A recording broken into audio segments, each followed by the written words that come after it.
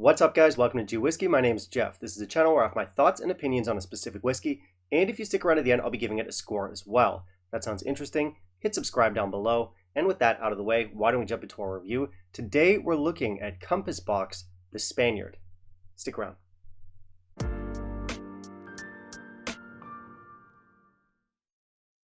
Alright, so we're looking at a blended malt today. We have a release from Compass Box. Compass Box is often considered like the kings of quality blends or craft blends. They have some really cool bottles and some equally cool whiskeys out there. The one we've got today is called The Story of the Spaniard. The one I've got here is batch B from 2018. If you don't have the same batch as me, then you'll probably have a different breakdown in terms of component whiskeys. The largest contributor to this blend is Tannic at 42%. We also have some Deanston, some Glen Elgin, some Glen Dullen in here, as well as an undisclosed Highland malt. Our casks were sherry casks, red wine casks, bourbon casks, and other. If you go to the website, you'll have a little chart or a little like PDF that you can download, a little fact sheet. It looks like this, which is actually a great resource for us nerds. Now, I haven't had a lot of Compass Box whiskeys. This one's maybe like the fourth or the fifth one that I've tried. The only other one that I've reviewed on this channel was the Spice Tree, and I quite like that one. Really nice flavors in there, well blended, definitely good stuff. But I will say that not all Compass Box whiskeys are winners. It's definitely a mixed bag, but on the whole, they are a solid brand. A lot has been said about their founder, a guy named John Glazer, a visionary guy, and I think it's true what they say. I think he's done a lot to legitimize blends, especially in the minds of single malt snobs, which I'll admit includes me. I've never considered blends to be on the same level as single malts, and I still think that's mostly true. But every once in a while, you'll stumble across a blend and you'll just be like, hold on, okay, that's really good. And our story of the Spaniard here might just be one of those whiskeys. We have sherry casks at work, we have red wine casks. It comes from a brand that's known for its quality, so things are looking promising. And with that said, why don't we jump into our review, see what our whiskey's all about, and in the meantime, if you could kindly leave a like down below, that'd be greatly appreciated. So this one's a little bit weird in terms of specs. Our ABV comes in at 43%, which is definitely low for the craft blend brand. I don't think Douglas Lang has anything under 46%, just gonna say that. Luckily, we do have no chill filtration and our color is natural. So 2 out of 3 for an affordable blend. That's not bad. So we do have a nice natural color to our whiskey. For bottle design, I mean, Compass Box rarely disappoints. This is another beautiful bottle from them. It's not my favorite. It is a little bit busy with our old world style painting here, but it's still a very solid look. I'm going to give it a presentation score of 4.5 out of 5. One thing to note here is that the bottle says it's 80% matured in Spanish wine casks. I initially took that as being 80% red wine casks. That's not the case. Only about 22% of this is from red wine casks. The remainder of that 80% is going to be sherry casks. Sherry, of course, is a wine. It's a fortified wine. It's from Spain. They're not being deceptive. They're transparent about all the casks at play in this whiskey on their website. But yeah, I just kind of misinterpreted that. Anyway, it's a great bottle. I did not add water. Let's try our nose. Okay, so definitely sherry forward. We're getting a lot of fruity notes in here. Strawberry maybe, berries, cinnamon, ginger, some nuts, some Christmas cake. We have malt, honey, white pepper, and some tangerine. Now there's nothing really in your face here. It's just kind of a classic straightforward sherry nose. Now our palate.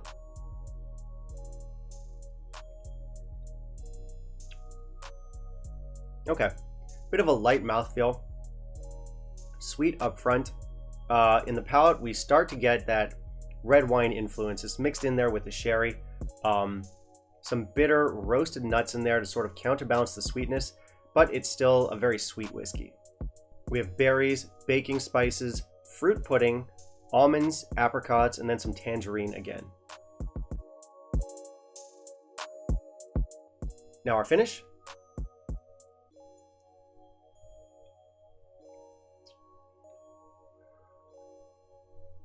All right, those fruity notes do stick around, but they become less distinctive. Some cherry in here. We have kind of like some generic wine and sherry notes and some maybe gentle spices that stick around, but not for very long. Pretty short finish. Alright, so this is a very sippable and casual sherried whiskey. I do realize it's wine and sherry in here. We do get some of that wine influence, but it's definitely sherry first and foremost. And it works. It's balanced, it's light, it's fruity, it's very accessible. But right off the bat, I will say this one's just a little bit too generic for me. It ticks all the boxes. It doesn't do anything wrong. It gets the job done, but once you finish your dram, you're not really left with any kind of lasting impression. You're just like, yeah, that was pleasant. If I were to compare this to Spice Tree, I would definitely say I preferred Spice Tree. That one felt closer to a single malt in the sense that it had more of a personality, unique character, something you could grasp onto. It felt like it was doing its own thing. Meanwhile, this one does taste a little bit more blended out. I wish there were some more distinctive elements in here. It's all casks. The casks work well. It's balanced. It's fine. And there's really nothing in here that's going to throw anybody off. But as far as I'm concerned, it's a little bit uninspired. It's generic. It doesn't have that spark. Still, it's not a terrible whiskey. I'm going to give it an 83. We have some nice tannin notes in here. Again, I do think good casks were used, but I guess my biggest issue here is that the distillates aren't pulling enough weight in this. Also, again, I think it's a weird move for a well-respected craft brand to be dishing out 43% whiskeys. We do have a slightly watery texture to this, and the flavors aren't weak, they're fine, but definitely a higher ABV would be a nice shot in the arm for this stuff.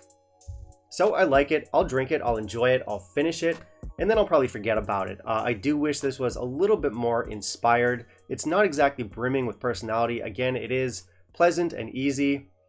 All of this is just my diplomatic way of saying this is competent, but boring. You know, it's not that bad that I'm going to give it a terrible score, but it's not that good that I'll be flattering it very much either. I realize I am being a little bit rough on this whiskey. A lot of you out there will like this stuff, especially considering it's a blend and that it's somewhat affordable. But yeah, there's just really not much here that holds my interest personally. It's still decent. Our value here is okay. It's not great. Where I live, this is an entry-level expression, but it's priced at the very high end of entry-level. And for less money, I can get sherried single malts with age statements with higher ABVs that are better than this. I can get stuff like Glenallachie 12. I can get Bunnahabhain 12. Even if you go down to 43%, stuff like Tamdhu 12 or Glenelgin 12 are better options than this. It's also the same price as Spice Tree in my market, and again, I think Spice Tree is a much better whiskey. I do realize some markets will have this for cheaper than what I'm paying for it here in Taiwan, but definitely here, I would want to shave a few dollars or pounds off of the price, and even then, it's not a favorite. Alright, that's going to be it for me today, guys. Thank you very much for watching. If you want to help support the channel, please consider becoming a patron.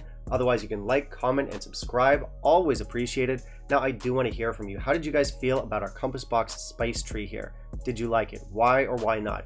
Finally, down in the comments, let me know what you want to see me review next. I'll keep it in mind for my upcoming videos. Bye, guys.